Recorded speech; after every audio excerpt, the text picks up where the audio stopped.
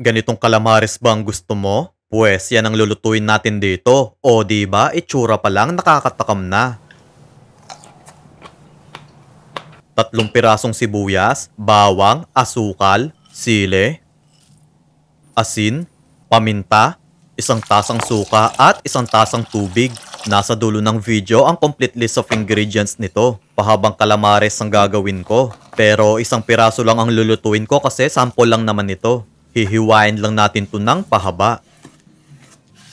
Kompleto na yung mga gamit ko. May non-stick pan, chopping board, silicone utensils at yung bagong kutsilyo. O di ba? Ang ganda ng itsura. Ilalagay ko na lang sa comment section kung saan ko nabili ang mga ito. Lagyan natin to ng harina.